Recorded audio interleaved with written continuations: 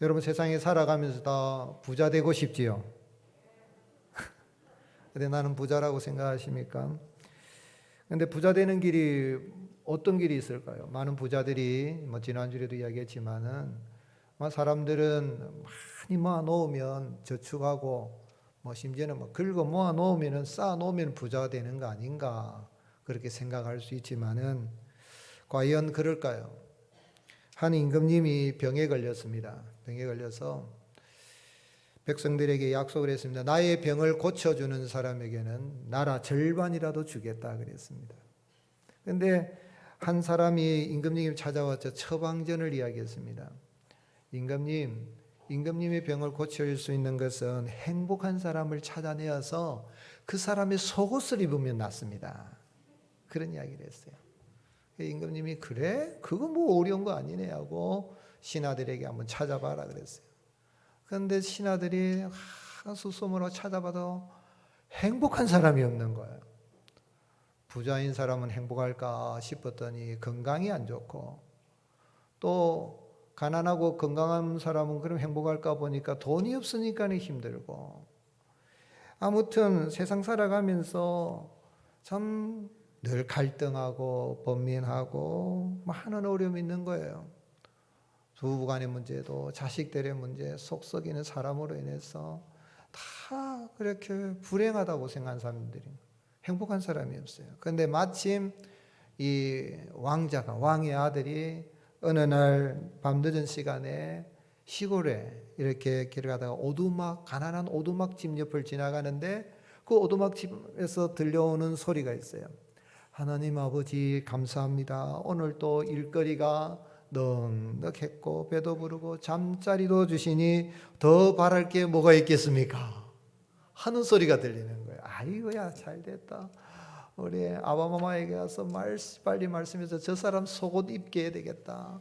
그래서 아버지 임금님께 이야기했던 임금님 신하를 보내면서 그 사람이 돈을 얼마를 달라든지 하여튼 돈을 주고 그 사람 속옷을 가져오느라 그랬어요. 그래서 신하들이 쫓아가서 이제 임금님이 이래다니까 그리고 옷을 벗기고 속옷을 뺏으려는데 그 사람의 몸에 속옷이 없어요. 너무 가난해서 속옷도 없는 거예요. 그런데 하나님 아버지 감사합니다. 행복하게 사는 거예요. 무슨 이야기입니까? 하나 이야기지만 돈이 많으면 좀 편할 거예요. 편리하겠지만 진정한 그런 행복이라는 것은 많고 적음에 있는 것이 아니라 하나님을 믿는 믿음에 있다는 것이죠. 오늘 사랑하는 성도 여러분, 주님을 믿는 믿음으로 늘 감사하고 행복한 삶을 살아가는 저와 여러분이 되시기를 주님의 이름으로 축복합니다.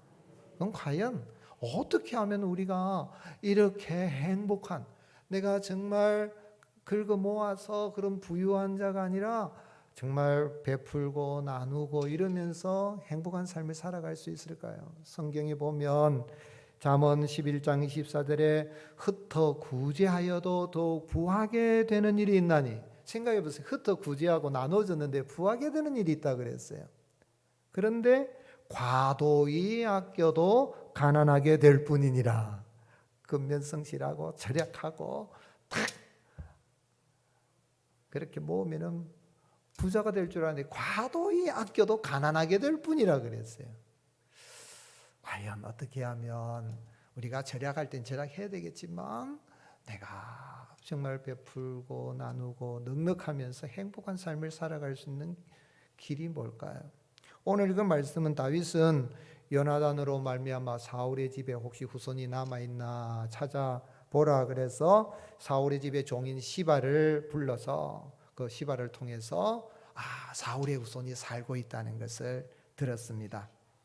그래서 이 마길의 집에 있다는 그 무비보셋을 데려오게 했어요. 그 무비보셋이 왕 앞에 오니까 왕 앞에서 무비보셋이 죽은 줄 알았는데 왕이 할아버지 사울의 밭도 다 주고 종들도 다 주고 너를 그리고 왕자들과 같이 내 상에서 같이 식사도 하고 그렇게 하겠다. 그렇게 하니까 무비보셋이 죽은 개 같은 나를 어떻게 그렇게 돌아보십니까? 하는 그런 이야기죠. 읽지 않았지만은 다윗 왕은 시바와 그의 아들들과 종들로 하여금 이 사울의 손자인 무비보셋을 다 먹을 것도 다 이렇게 공급을 하도록 그런 이야기를 했습니다.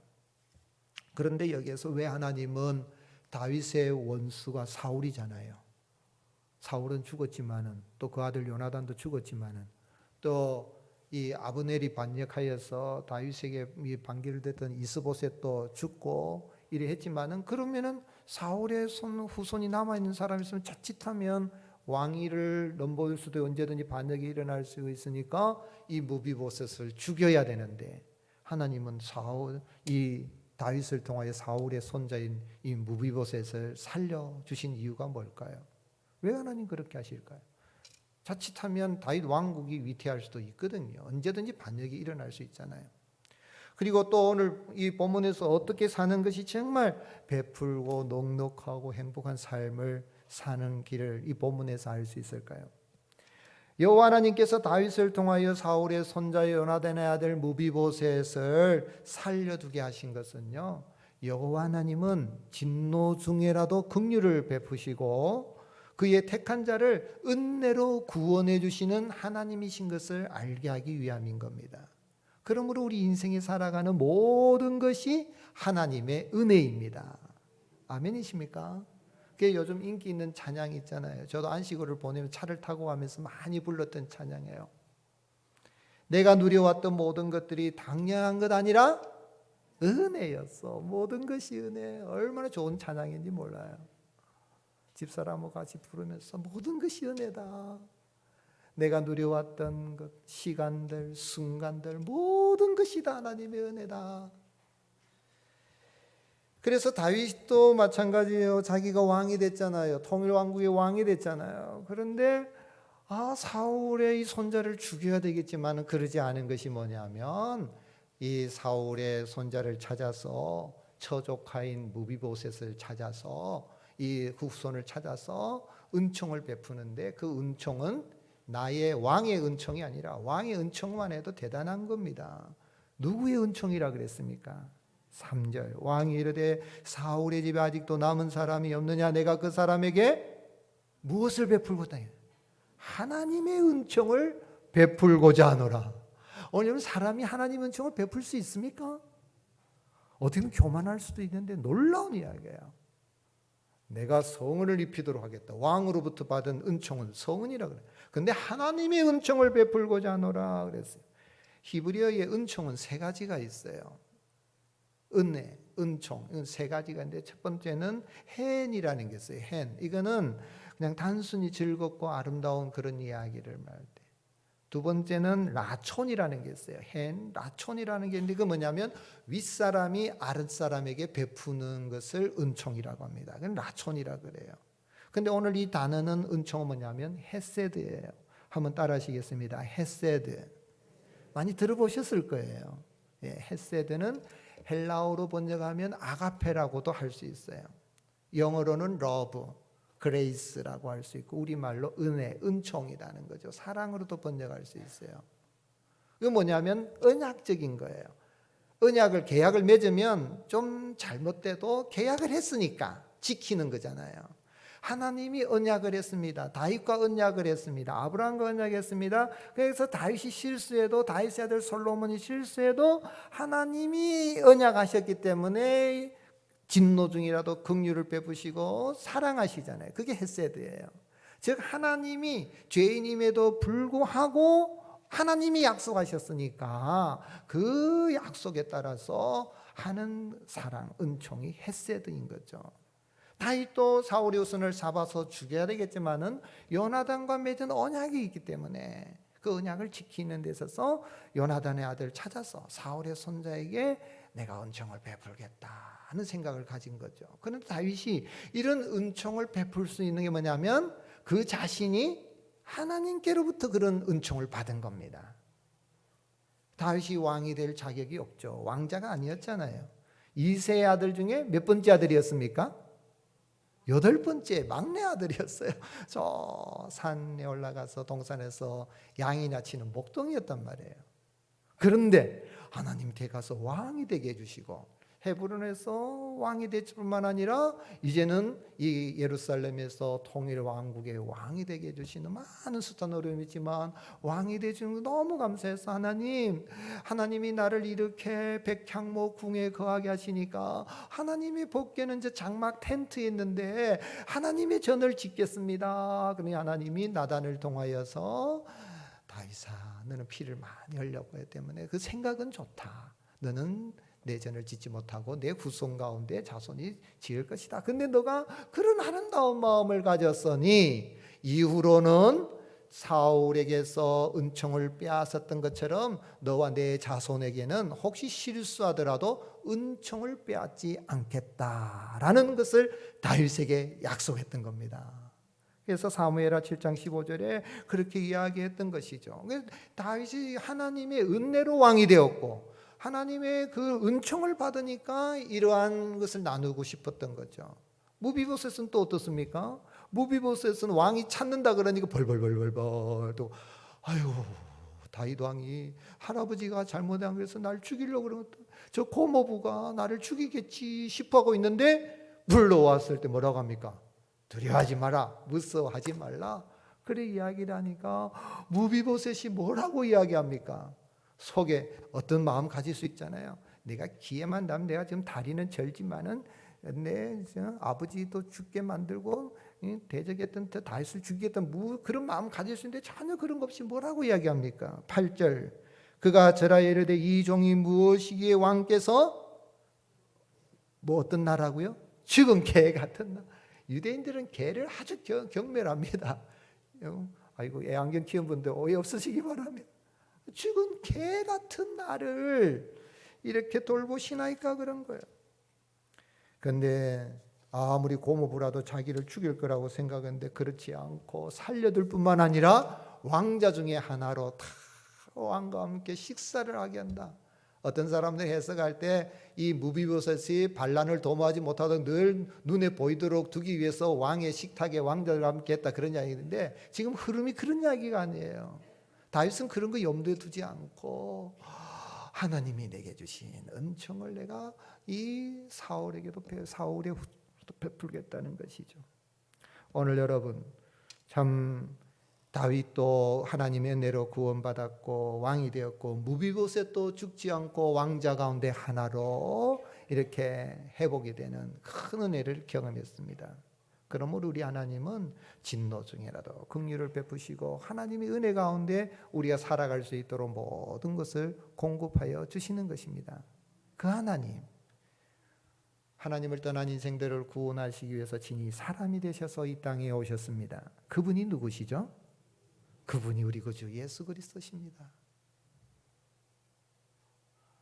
우리 예수님은 하나님을 떠난 인생들을 구원하시겠다는 구약의 그 언약적인 사랑을 베풀기 위해서 많이 연했는데 그것을 실천하기 이 땅에 오셨고 그리고 예수님이 공생의 사역에서 죄인들, 가난한 사람 다 이렇게 은혜를 베푸셔서 구원하셨을 뿐만 아니라 마지막 십자가에서 운명하실 때에 강도들조차 막 예수님을 조롱하고 욕했잖아요. 능욕하고 욕했는데 한편 강도는 예수님이 하신 기도를 가만히 들어보니까 이분은 아니다. 다른 강도 한편 강도 계속 욕하니까 그러지 말아라. 우리는 우리 죄로 인해서 죽는 게 합당하지만 이분은 그게 아니다. 그러면서 예수님을 향하여 뭐라고 이야기했습니까? 예수여 당신의 나라에 임하실 때에 나를 기억하옵소서. 그랬더니 우리 예수님이 그 자리에서 구원해 주셨어요. 누가복음 23장 43절 같이 읽겠습니다. 예수께서 이르시되 내가 진실로 내게 이르노니 오늘 네가 나와 함께 낙원에 있으리라 하시니라. 아멘. 언제요? 오늘 내가 평생 강도짓만 하고 살고 하나님 싫어하고 일만 하고 사람들 괴롭힌 일만 했던 강도지였는데 주님이 다 용서해.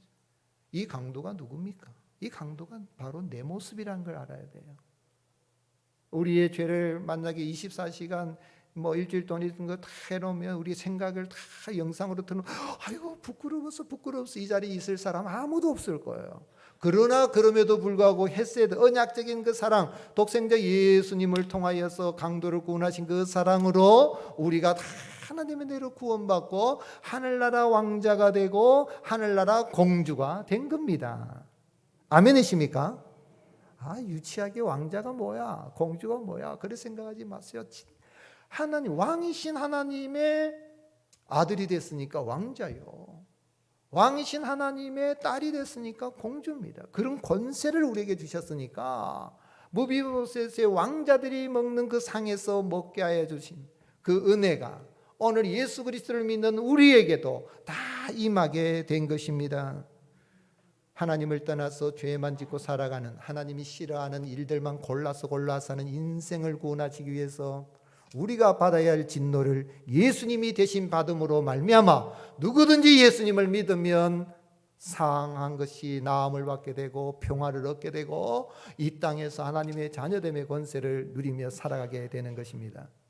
그래서 이사야 선지자는 예수님 오시기 700년 전에 이사야 53장 4절에 그는 실로 우리의 질고를 지고 우리의 슬픔을 당하였거늘 우리는 생각하기를 그는 징벌을 받아 하나님께 맞으며 고난을 당한다 하였노라. 그가 찔림은 우리의 허물 때문이요 그가 상함은 우리의 죄악 때문이라. 여러분, 우리 인생은요 골라서 하는 짓이 죄 짓는 일만 하거든요.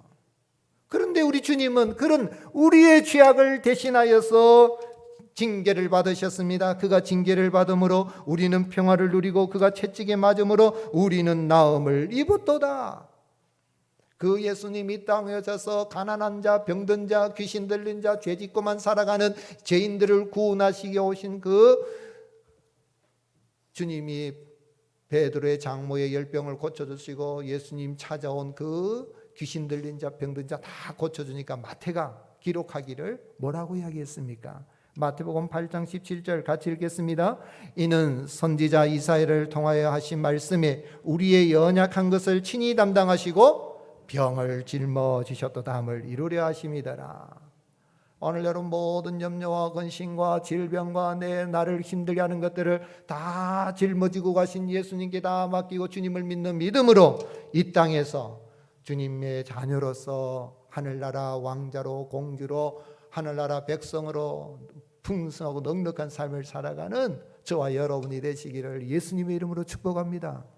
그래서 베드로는 베드로전서 2장 24절에 친히 나무에 달려 그 몸으로 우리 죄를 담당하셨으니 이는 우리로 죄에 대하여 죽고 의에 대하여 살게 하려 하심이라. 같이 읽겠습니다.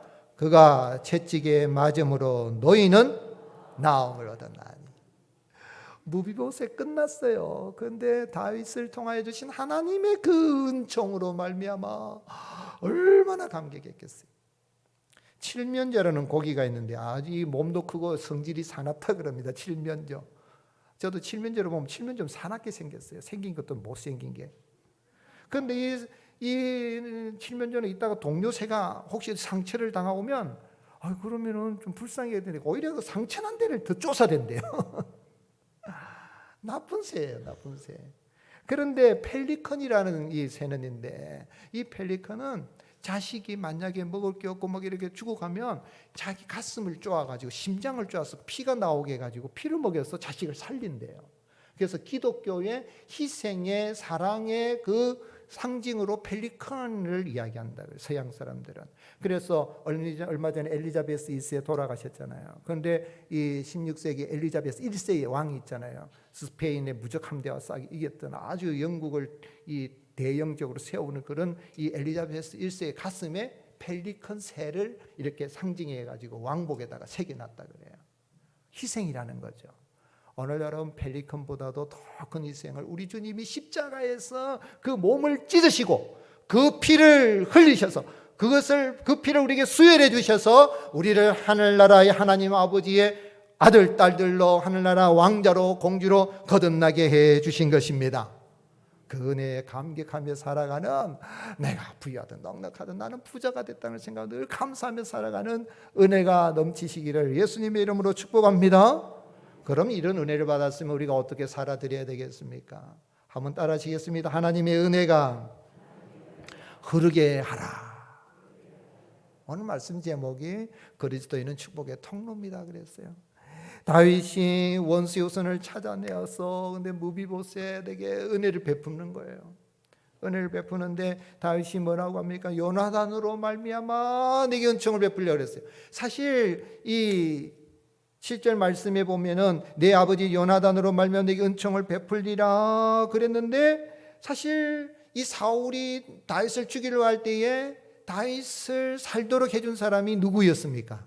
요나단이었잖아요. 요나단이 축복의 통로가 되어서 믿음의 눈을 보고 하나님이 요나단을 통하여서 하나님의 은혜가 다윗에게 흘러가게 한 거예요. 그 은혜를 받으니까 비록 원수의 손자지만은 이제는 내가 축복의 통로가 되어서 하나님의 은혜를 무비보셋에게 흐르게 하겠다는 겁니다.